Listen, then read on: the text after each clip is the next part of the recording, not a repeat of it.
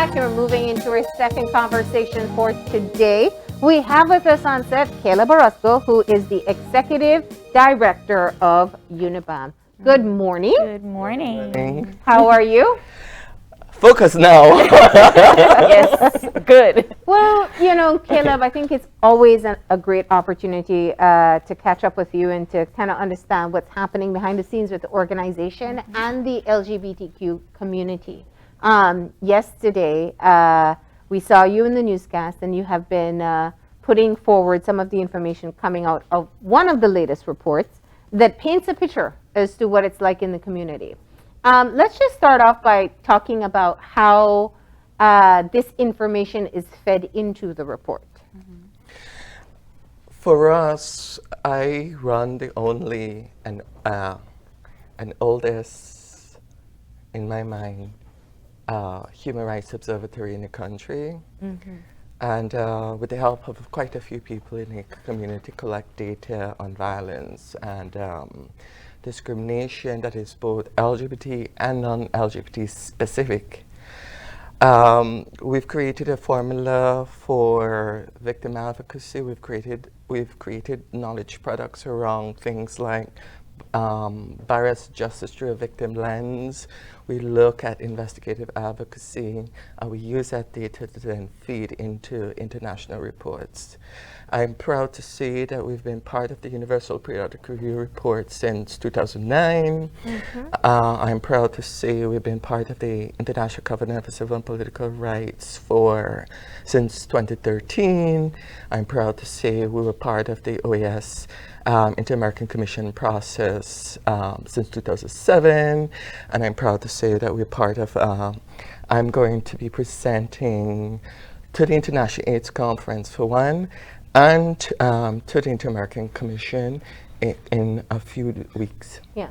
Now, one of the things I think that we need to put into perspective is that very often you contribute to these reports, but there is data collected from other sources, including government sources as well. Absolutely. When I do my data, I call I believe they call it the Central Intelligence Center, and I look up the police department website. And here's a quick fact. Between 2000 to 2007, they had, let me pull up my points here, because I think it's important. Data. Go ahead. Where is it? Oh, yes.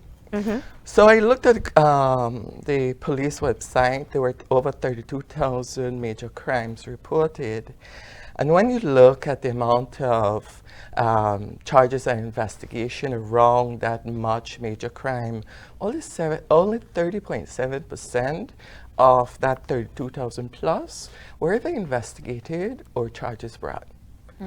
So bringing that number forward to 2020, one has to ask, what is the rate of investigation and charges that have occurred within the police department from 2008 to 2020? I'm told they don't collect the data anymore.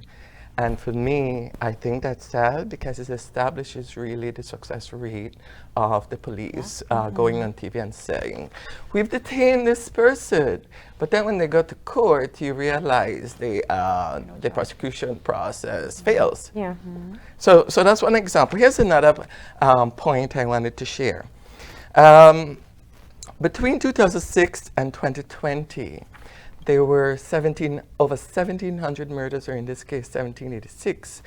But when you look at the data, women are collateral damage in the Civil War benchmark that we've met for 9 years, where they made up 10.5%, or in this case, I'll use the term, females make up 10.5% of all murder victims that have occurred between 2006 and 2020.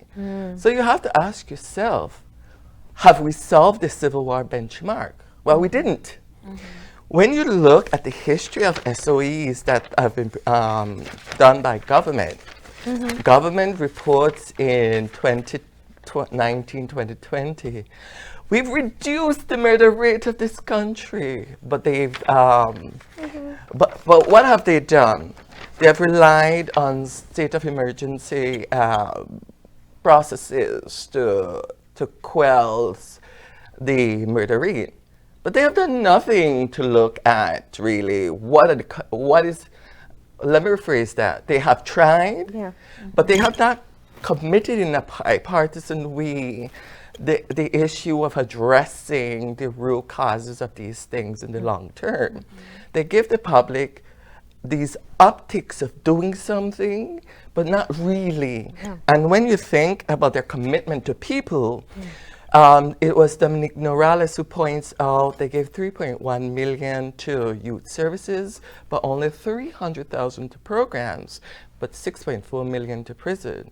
We have a problem. You know, such a critical point, and I think I've said it many times on the show, there's a danger in monitoring murder rates month to month or year to year, because it is not significant enough for you to see the actual trend of how we're doing. The numbers you've pointed out, I think, help us to solidify what we already know.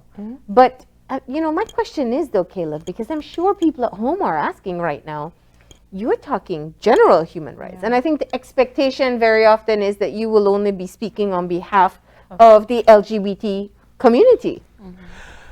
That is going to change in terms of my advocacy.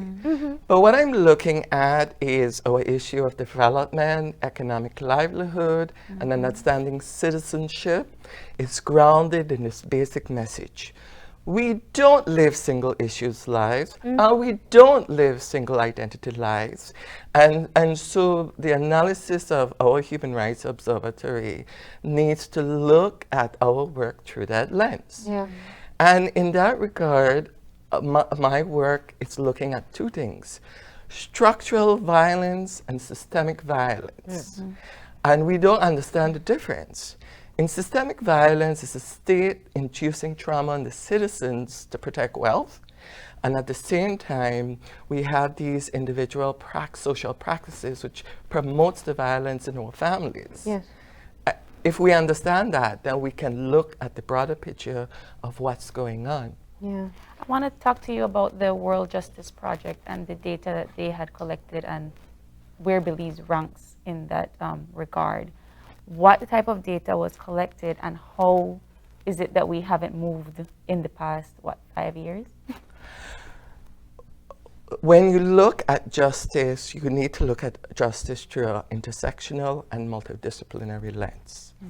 The first thing we need to understand is that our gross domestic product is on average around $1.9 billion. In an environment where if you understand human productivity, you begin to understand we are not using our human capital to its full potential.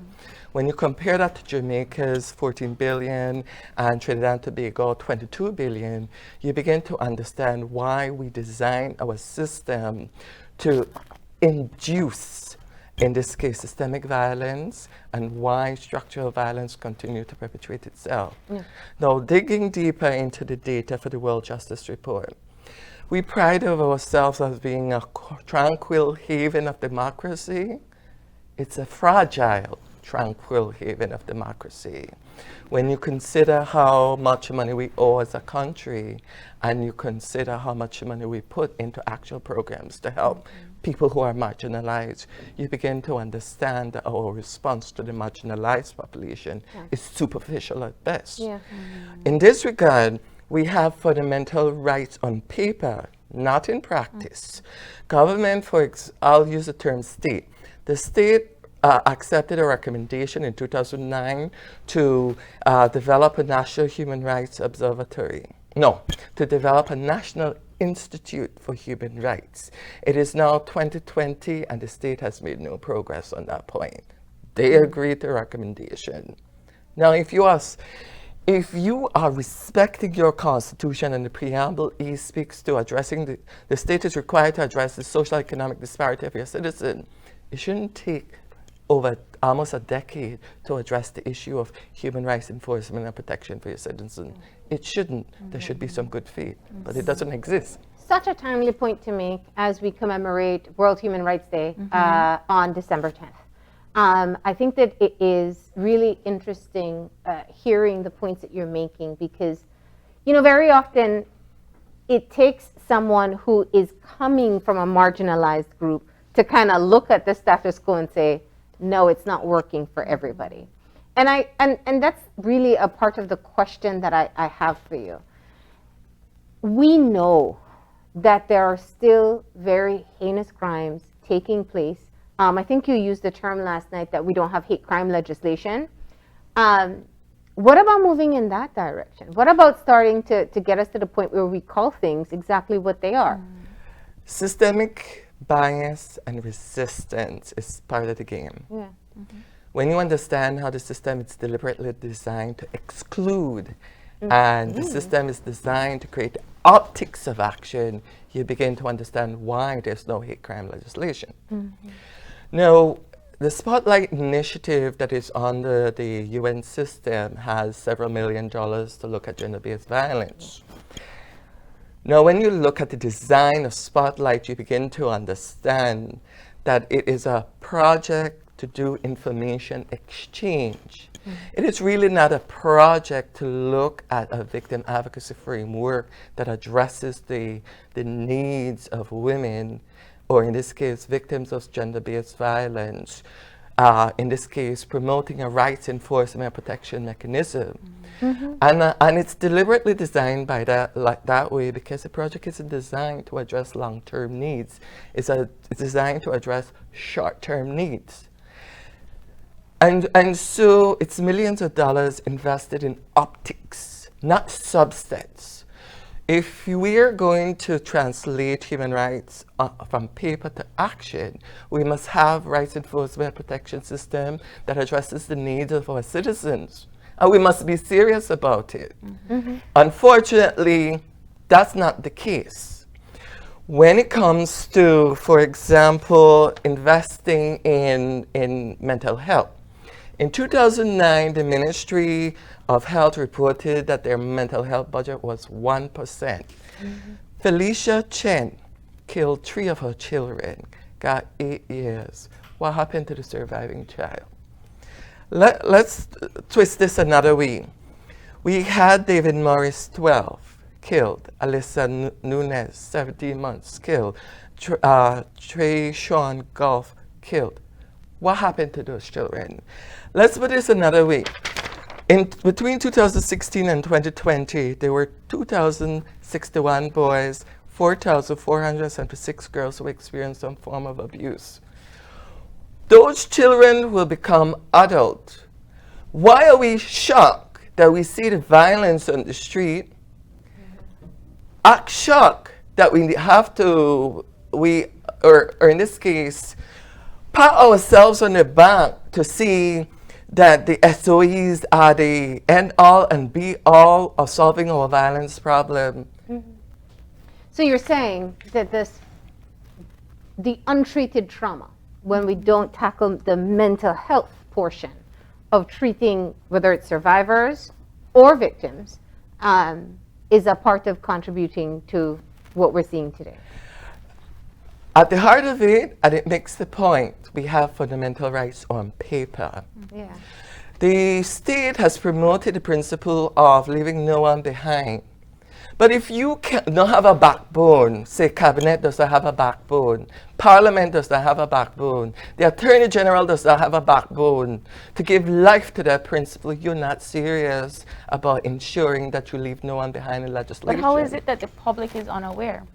That is my biggest concern, that the public seems to be out of sight, out of mind. They see the violence on the street. They see that all of these problems are happening, but we don't do diligence. We don't take action. What is the issue there? Let me share complicity at the citizenship level. A UNICEF report says that 65% of children experience violent discipline in the home. Who would confidently say, I experience violence? No. Of that percentage, 6% experience severe forms of violence. We know that children and adults that will not go out and say, hey, I've been raped. My uncle, my dad, I've been sexually assaulted. We know. So there's a communal denialism that takes place in our trauma. Where, as citizens, we love to cover up our trauma. So what happens when you get at the political level? The politicians, they then support that unwritten understanding of silence. And so you have a culture of complicity by omission, indifference, and inaction that is perpetuated in our governance. It has not changed since 1981. It's not going to change much unless you get drivers to speak about the issues. But these data are for the public's eye. They're there all over. You have accumulated data just by doing your own research. The public doesn't read. Ministers doesn't read. They don't read. They're not interested. If an individual needs land and go to the minister, once they get the land, they're not interested in anybody else's problem. They get what theirs. And this is part of the problem. We don't think collective development. But doesn't that then underscore the need for advocacy and awareness? We only care when it matters to us. It's unfortunately one of the selfish tendencies that we all have as human beings. Well, let's or talk, until somebody builds the connection to say it should matter to you. But let's talk about BBN. BBN says they support the values of human rights.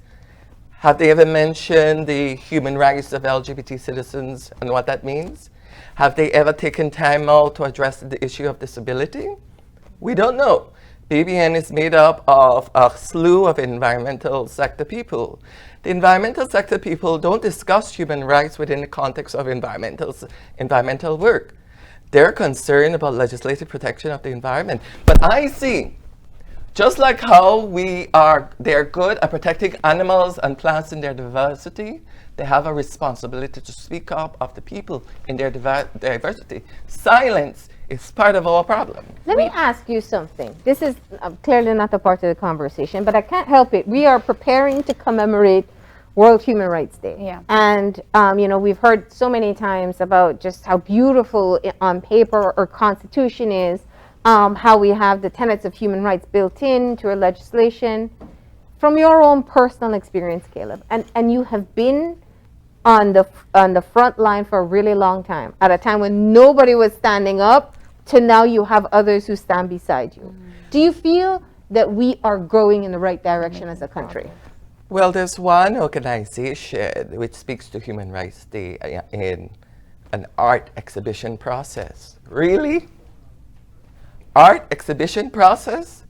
For the hundreds of people who have lost their lives? Between 2000 and 2010, there were 2,210 people murdered in this country. You are offering an art exhibition to celebrate Human Rights Day? Really?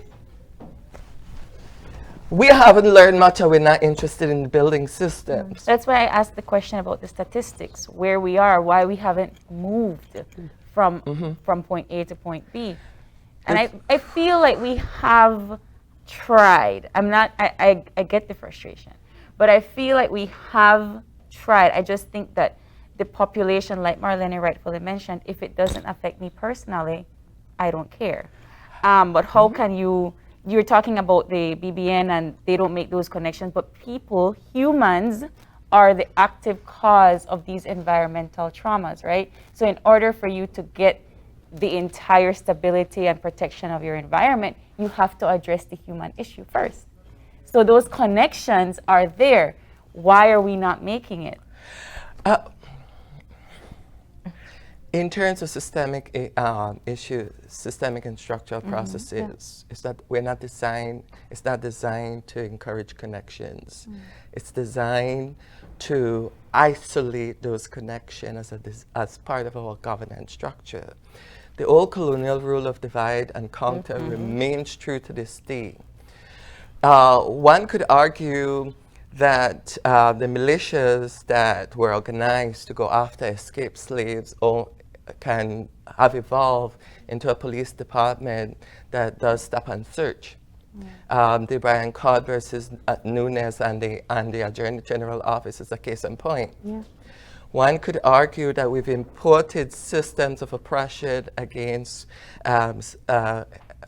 groups, and in this case, we'll talk about ethnicities, that is assumed that it's criminalized. And in this regard, we've criminalized poor people for being poor, and we've criminalized persons of Afro descendants between 18 and 30 because of how they look. And I use the Brian Card Nunes case as point as a reason to dehumanize them. This is normalized. Violence is normalized across the board. Yeah. Why haven't we made progress? Because we don't carry the institutional memory and history of induced violence from generation to generation. One. Two, we take it for granted that the minister will do it. The minister will not do it unless we understand what our citizen responsibility is. Now we see people trying to create hunger programs, and that's important. Grassroots activism is important. When you see NGOs popping up and trying to organize, that's an important part of the mechanism for making progress. One could argue that my little NGO before 2006 had no LGBT representation in civil society, in HIV, in violence, in economic development.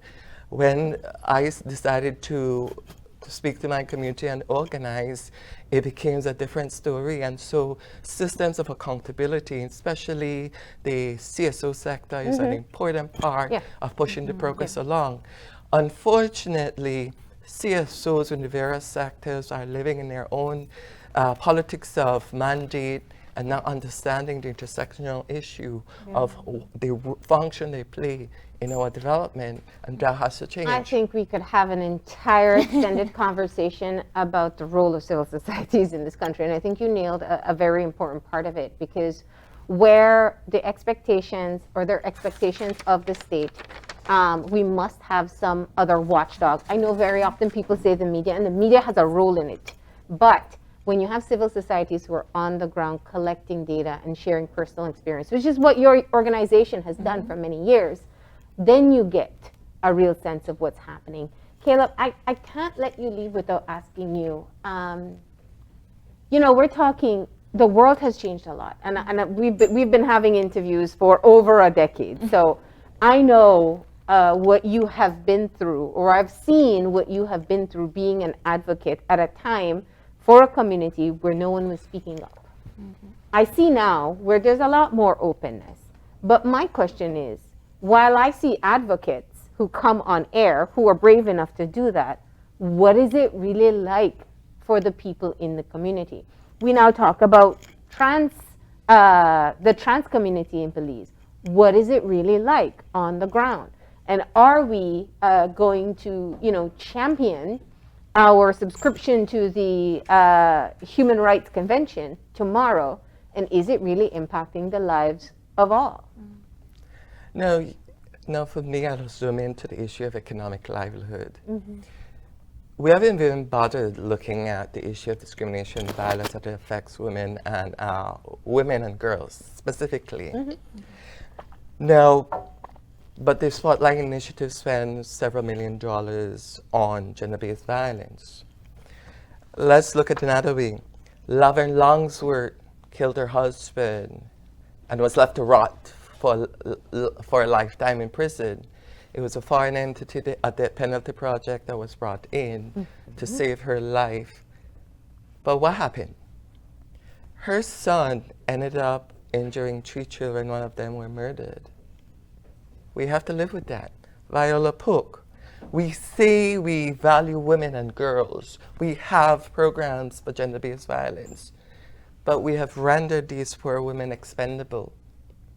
Don't tell me that the 1% who reach the top and are ministers, advisors, are example of female progress. Talk to me about the marginalized women on the ground, the sex workers, the poor women who don't have that same voice and access, how they are treated. When you can treat them as equally as the 1% who reach the top, then we're talking about equity and equality and leaving no one behind. I'm sorry, I'm on my talk back. We always know that about you. I don't even have to ask questions. You can keep going. But no, you know, Yes. it's. I know we initially said the World Justice Project, and I thought you brought out some really interesting points there. And as I said before, it's important that people know that where official data is collected, organizations, civil societies, or NGOs like you also provide data to assist to give the real picture. You talk about trans. For me, it's understood. Okay, so Can we just data was- accept one? There are trans persons in Belize. the estimate starts at 592, but that estimate in my mind is wrong. It's wrong on the basis that it's a baseline, and there are lots more people who are coming into their own identity. Second, it's clear to me in a report that we produce, 78% believe that they don't have any rights, despite the fact there's a list of fundamental rights that is inclusive of all citizens. In terms of their struggles to use transportation, their struggles to be hired in the private sector, in terms of being included in the National Strategic Health Plan, they're not there. Now, if you want to say this, that HIV sector is invested money in issues of personal development and health, it's minuscule. If you want to say that the HIV sector has invested money in human rights, it's minuscule. The HIV sector is another area of complicity by design in budget allocation. You want to talk on the ground? It's a difficult issue because we don't talk about the fluidity of gender expression. We are used to butch muscle men. We're used to the man beating up the woman. We're used to the man having 5 children with 5 different women. We're not used to a different kind of masculinity or femininity, and those challenges remain. Well, the younger generations, I think, are starting to open people's eyes to some of this. But let's use a measure here. 10 years ago, you'd walk down the streets. I think we have stories and reports where people have tried to get into your house, have tried to hurt you, have tried to hurt your family. Do you still find that today? It's interesting because, well, people are more conscious about what they say to you directly. They're still disrespectful, respectfully. So, for example, when engaging the Crime Observatory, which is run by the state, I asked, could you follow up on 14 murders that we suspect are LGBT related? And they did. But then they came back with insufficient information. I asked a separate question. Why don't you collect data on our dead bodies? And the answer is very polite, very respectful. The answer was, out of respect for the privacy of individuals. Now, it's very innocuous, but when you look at the Crime Observatory and they're able to aggregate data for 159 women killed, or 58 women killed since 2009, why is it our dead bodies cannot be counted in the same way? And so the message of resistance or unwillingness to do the homework is sent to me. You're not valuable as a citizen enough to be counted. I agree, but I also think that there are other measures at play. And don't get me wrong, right? True. All right. But I do feel like there is a lot of cultural connections that go with that. And sometimes, and this is where human rights meet certain cultural ethics, that it kind of get blurs between the lines, right? For example, if you are not allowed by religious affiliation, by cultural ethics, by ethnicity, that they don't want you to count their dead, or they don't feel like that is a respect to their dead to be counted, then you as somebody that is trying to collect data, you should not be able to, or you cannot be able to, right? And so sometimes when that happens, how do you then progress, right? How are you able to put that into paper and say, well, I couldn't count these people today because of A, B, C, and D. Okay. Right? And I strongly believe in cultural ethics. And so that is where I know that would come into a little bit of a disparity for you. Yes? No, let's look at the cultural part. Now, I did my research on this thing about homosexuality in the Bible. The interpretation into the Bible in 1946 through a committee for the Revised Standard Version of the Bible. And they misinterpreted the original word. To keep in mind, the original word was invented sometime in the 1860s. All of a sudden showed up in 1946. On 500 years of the Bible writing, it wasn't there. You have a problem. Later on, what happened is that a version stepped in and assumed that the committee reviewer, the revision of the Bible, was final. So what they did was to put in the term homosexuality into the Bible after they got the interpretation. And the consequence of that is that it promoted a psychology that is affecting LGBT people around the world to this day. Yeah. When you have an attitude that is grounded in a lie, it's problematic. When you are challenging that lie and you're a pastor, and I did challenge a pastor to that, he says it's still a sin. When you insist on promoting an oppression based on a lie, we have a problem and it needs to be challenged. Outside of that, the religious views or values of a person in government has no place in government because it's the Constitution that rules, and as such, government should act in good faith for all its people. It's not straight people. The Constitution didn't say we protect fundamental rights only of straight people, but will exclude disability, I would exclude LGBT, I will exclude sex workers. All those people are citizens. So we need to upgrade our thinking. Leave the dark ages to the dark ages. Done.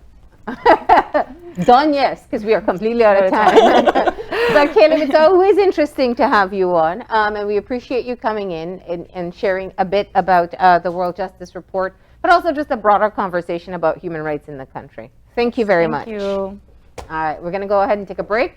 And when we come back, painting tips for the holiday season. Yes. Please, stay tuned.